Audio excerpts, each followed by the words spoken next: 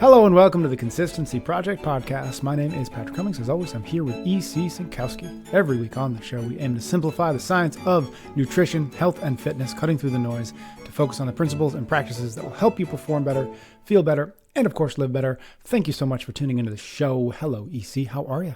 Wonderful. How are you doing? I'm great. We're going to return to your bookshelf this time around. I always love talking about books with you because invariably you save me from one book that I thought maybe I should read that, and then it turns out I don't need to.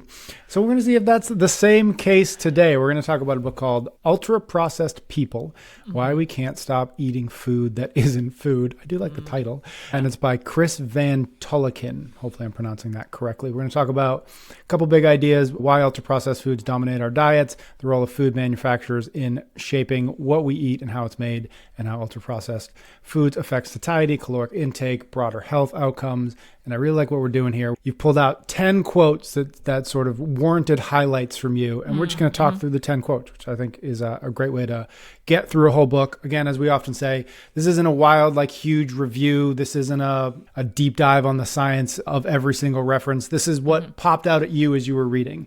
So that's what we're going to do. But before we get into the quotes, thoughts on the book? Why'd you pick the book up? Are people asking you about this book? Give me a little context. Yeah, definitely a few requests on the book. Came out in 2023. I guess I kind of missed it when it came out, so I thought it was more new. Shocking, I missed something in the media. Yeah, so definitely had some requests about it, and like you said, it's ultra-processed. Now, we've really hammered that topic of ultra-processed, but just to remind people that there's this categorization system of processing where the fourth level 4 category is what they call ultra processed. And the short way to think about it is that these are the foods that have the ingredients, the long list of ingredients of things that you don't have in your kitchen, all the additives and the different stabilizers and the emulsifiers. So we're not talking about, the frozen green beans that you bought that were already cut up, or we're not talking about a smoothie that you make at your home. Those are not what we're considering processed, even though there has some processing there. We're talking about these foods, again, that you only find kind of at the gas station or in the snack aisle, all of that stuff. So finally got to the book. And I would say just generally, I really, really enjoyed the first half of the book. I think a lot of the topics and even the studies that I think are really important were in this book. He referenced Kevin Hall a lot, who's one of the best researchers we have in obesity and weight gain and stuff like that. So definitely for the first half of the book, I was like, oh my gosh, this might actually be one of my favorite books. I would say the second half of the book, I didn't feel quite the same. Some of that is I felt like the science started getting a little bit more extrapolated. Maybe we're using a little bit more animal studies to make our points, which I don't love. And then starting diving into some areas that I just don't feel that I'm the expert on, whether or not that's economic development of developing nations, or whether or not that's sustainability issues that I can read what he's saying and understand his point, but I just wouldn't be somebody who's going to really offer the opinion on good, bad, or indifferent, right? But overall, good stuff. And I just thought, again, like you said, we don't need to do a blow by blow, but these were some lines that really stuck out at me that I thought would resonate with our audience.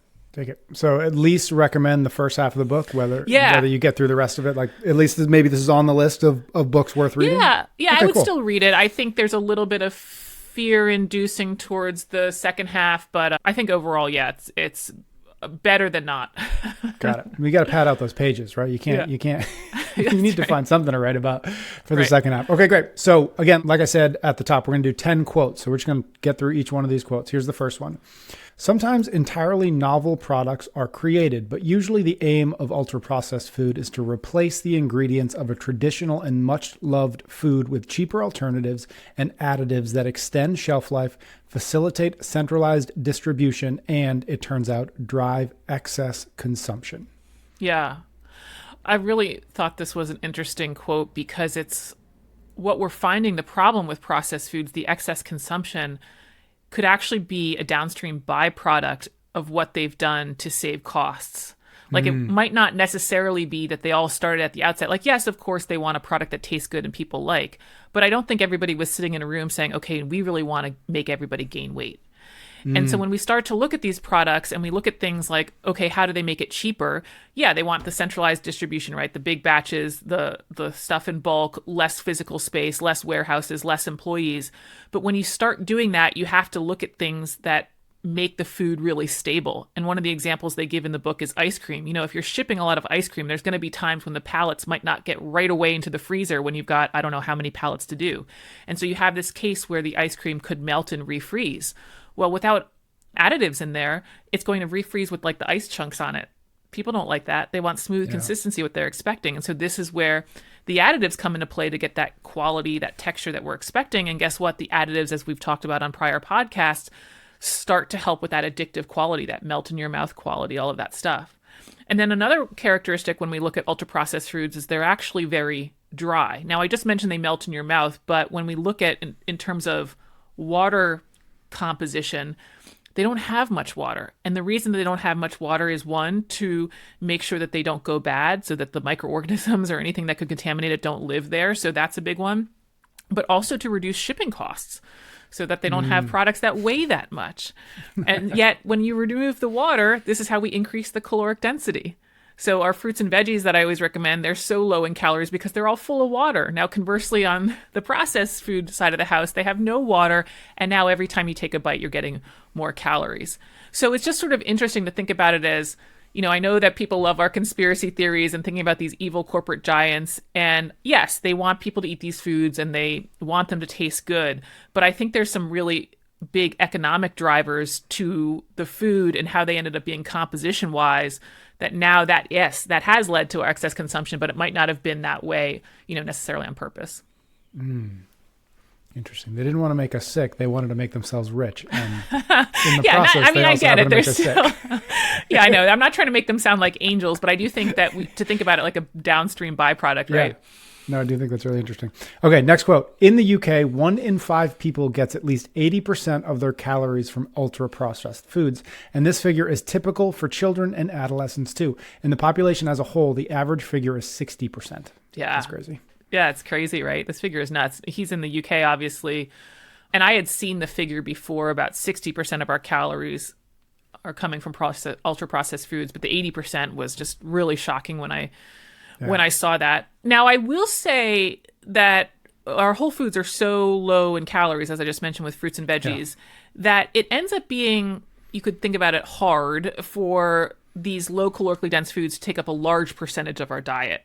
So the thing that we talk about all the time with the 800 gram challenge, that the 800 grams of mixed fruits and vegetables only ends up being about 400 calories, which if you're eating 2,000 calories a day, that's only about 20%. So theoretically, in that case, you have 80% left of your calories to go spend and fill up for your diet. And so a lot of the reason, though, that people are gaining weight is they don't even have that baseline of fruits and veggies to help fill them up.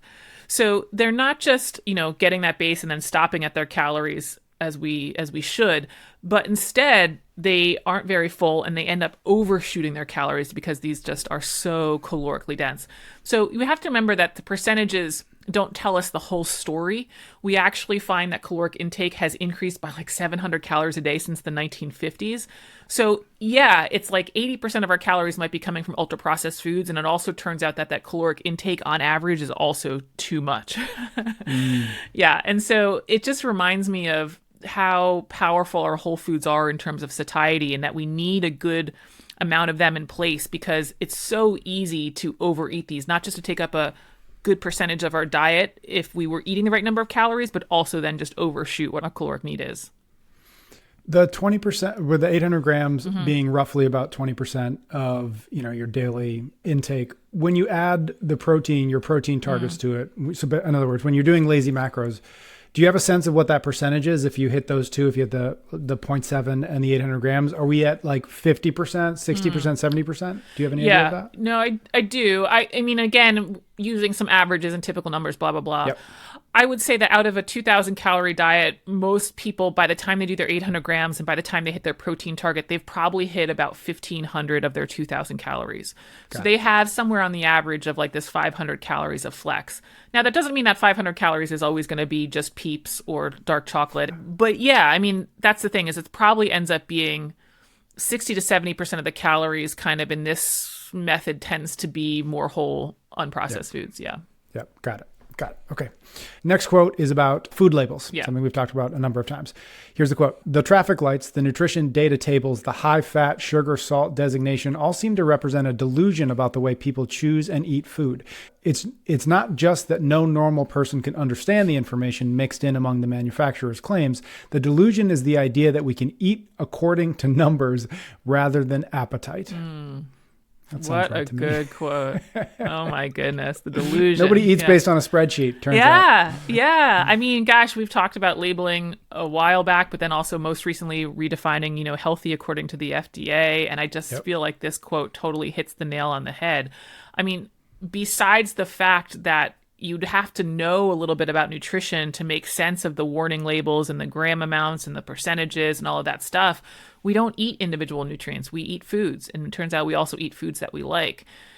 Now, it does turn out that if you want to control your weight and your body composition in our modern food environment, you're going to have to learn how to dig into those numbers and even eat according to the numbers. So I would say that to some degree, I don't totally agree with all of that quote.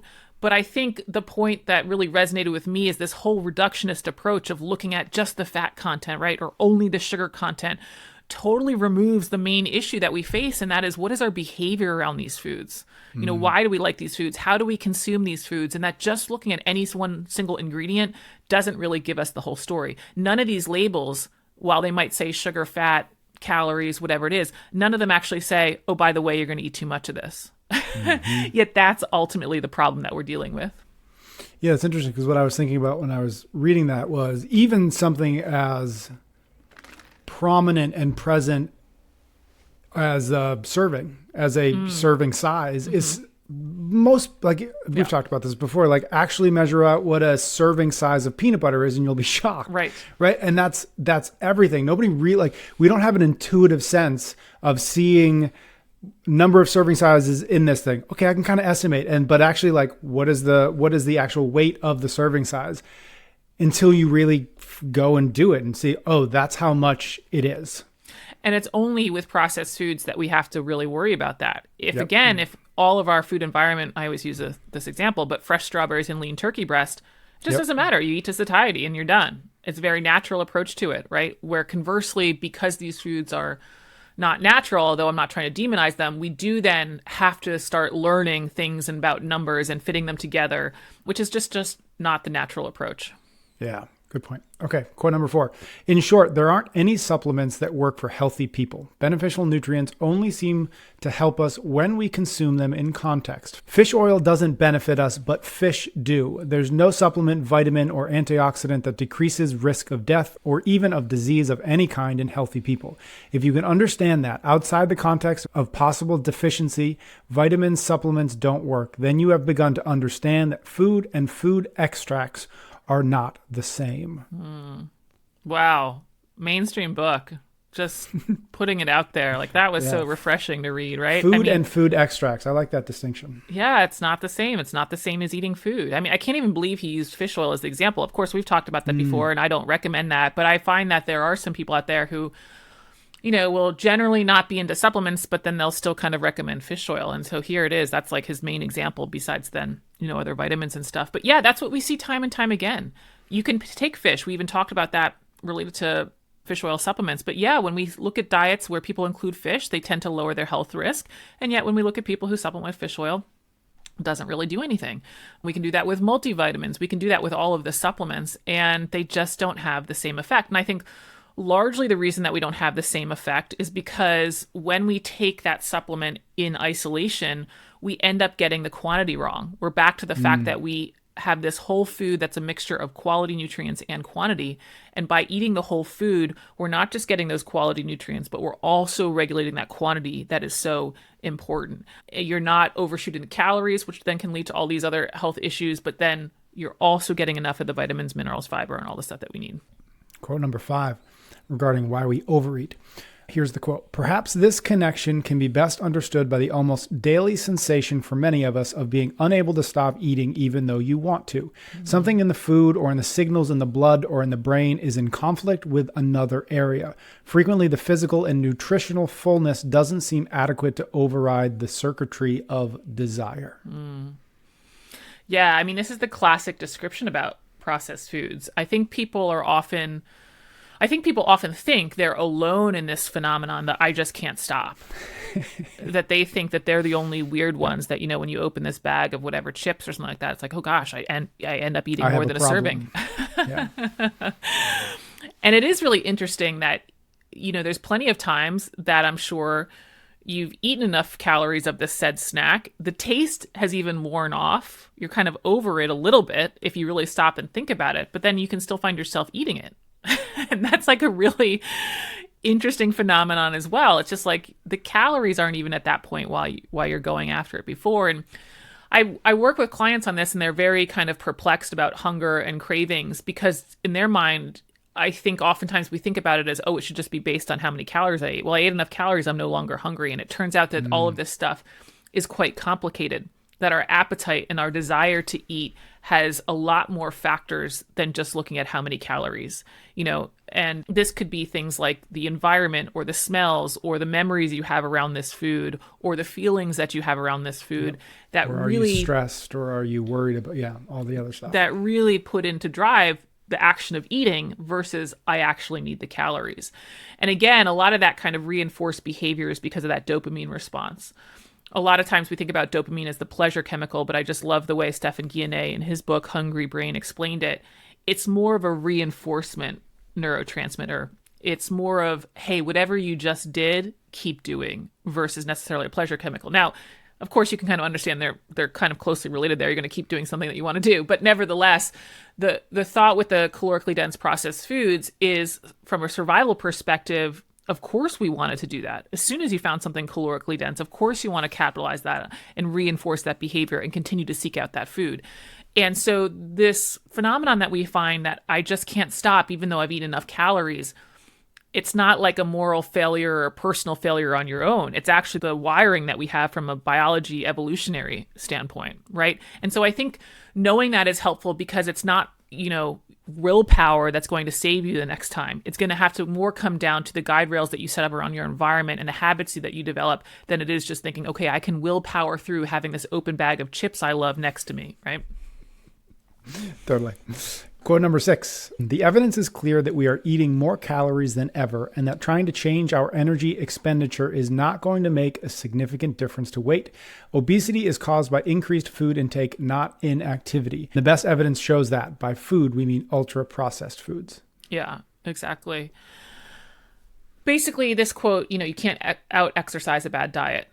When we look at exercise as a portion of the calories we burn any single day, it's a relatively small portion. Yep. And so when we think about how we're going to change that balance, that's probably not going to be the best lever to look at. Remember, I also said that we're eating like 700 calories more per day. And so if our exercise only burns a couple hundred and we're eating 700 more calories per day than we were back in the 1950s, it's very clear we have to focus on intake, not necessarily exercising more. Now, I also wanted to pull up this quote because I do think it's a little bit at odds with some of the stuff that I've said before and that I still believe even after saying this quote, and that is the importance of exercise. In fact, I've said that I believe exercise is the nutrition hack.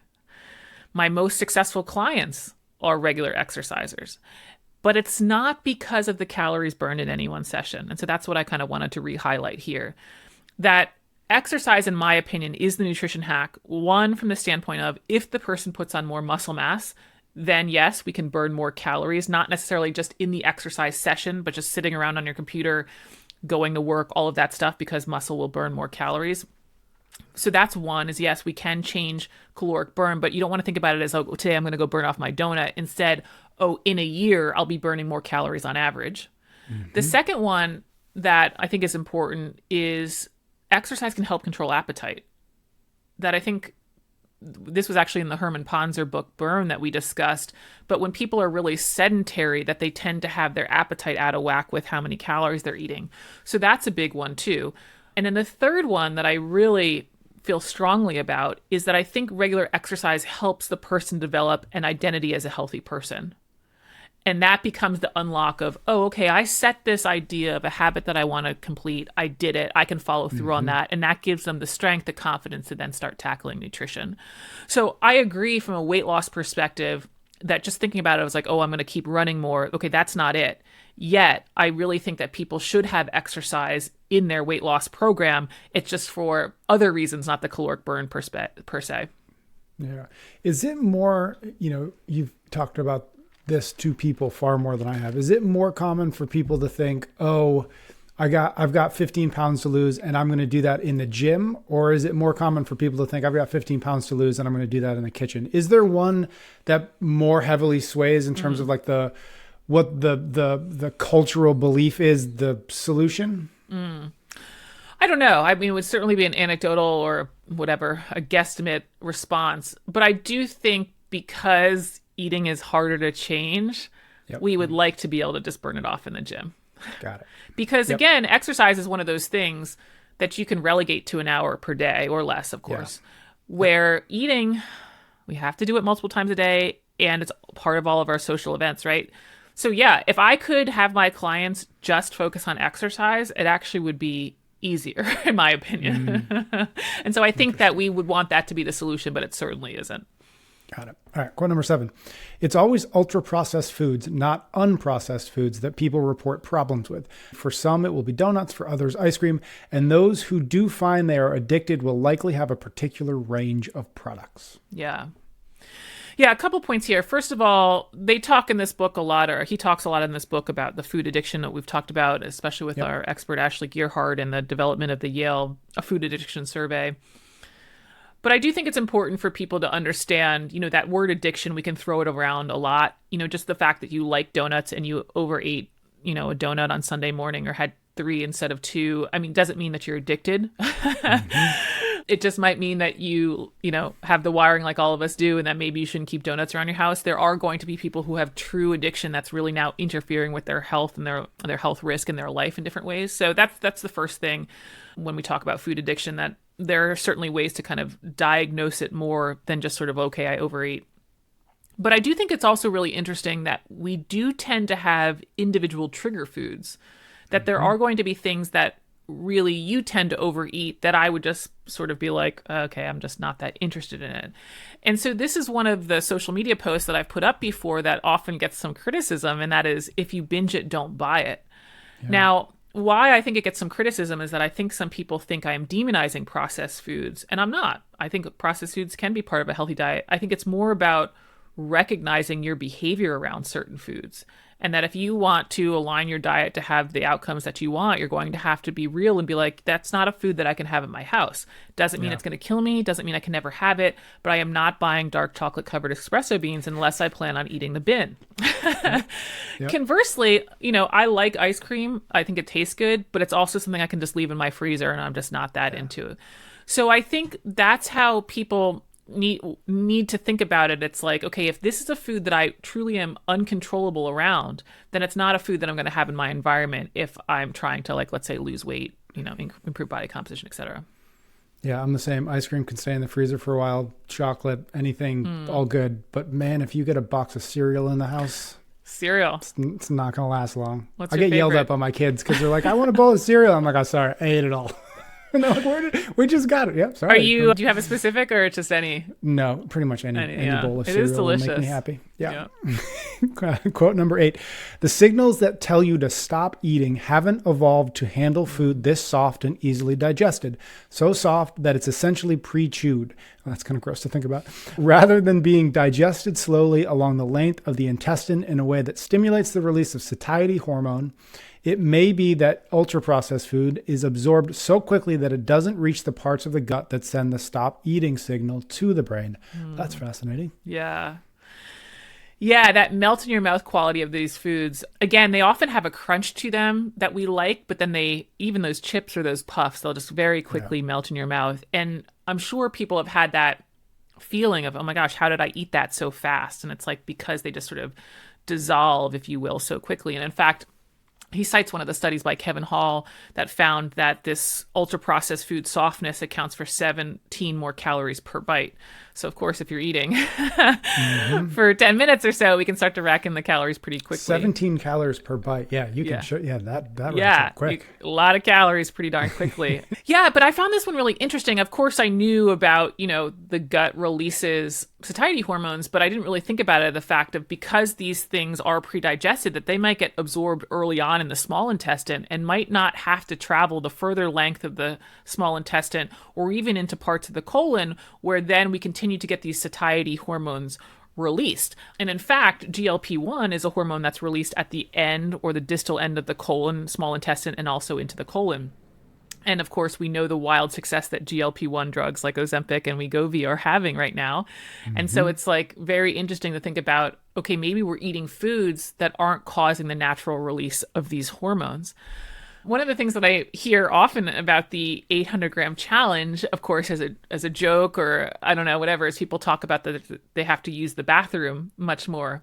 And I think some of this is simply because when we eat foods like lots of fruits and vegetables, there's just a lot more roughage. We don't actually break down that food matrix. We don't actually break down that kale or spinach or apple so perfectly. So we have the fiber and some of the food that we can't break down. And so, yeah, you're going to have to use the restroom more, but that ultimately can be some of the reason why we have greater satiety on them, because they reach parts of the intestine that are now telling our brain, hey, we've just had food, we've eaten. And conversely, if everything gets absorbed just like a spoonful of sugar and it all gets absorbed early on in the small intestine, we're going to have less satiety. Yeah, that's really interesting. That's fascinating to think about. Okay, quote number 9. Aside from their effects on sugar metabolism, insulin, and addictive potential, there is also evidence that drinking sweetener increases preference for other sweet foods. Yeah, so this one I pulled because this is part of the book that I don't totally agree with. We've certainly talked about additives and sweeteners and follow up with sweetener questions that we'll put in the show notes. I disagree about the effect on kind of insulin and the fact that it might make you addictive if you have sweeteners. But I do think the nuance or the rub there is that latter part of the sentence, in that drinking sweetener could increase your preference for other sweet foods. So it's not necessarily that you're putting your insulin out of whack, let's say, or that you've become addictive.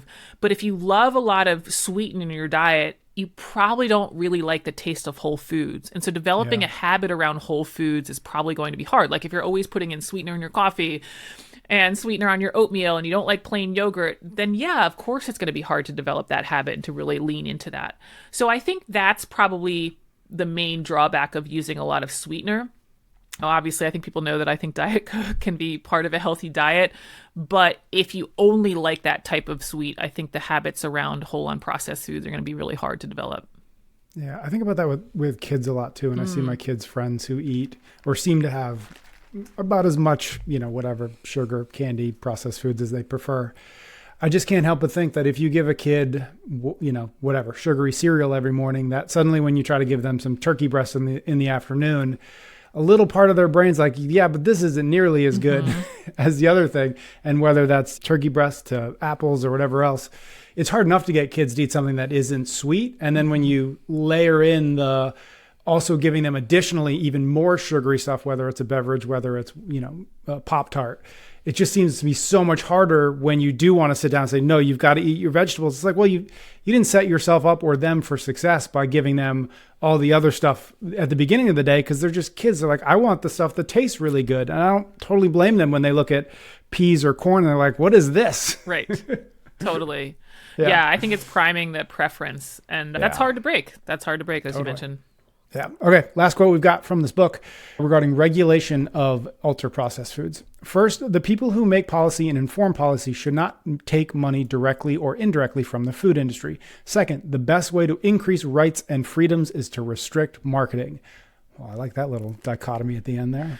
Yeah. And that second part, the one about marketing, they actually go through an example in the book about how, I think it was Nestle, but I don't want to get it wrong. But one of the companies was really promoting formula milk and almost making negative claims against breast milk in an efforts to get their product more sold. And even though formula can be quite life-saving and quite healthy in certain circumstances, we also don't want to have the marketing that's falsifying or fear-mongering things that are also safe. Right. Yep. Exactly. So to me, that's kind of an obvious one. We want our marketing to be true and honest, and we have some difficulty with that in supplements, I think. But anyway, that's another podcast. We have one on.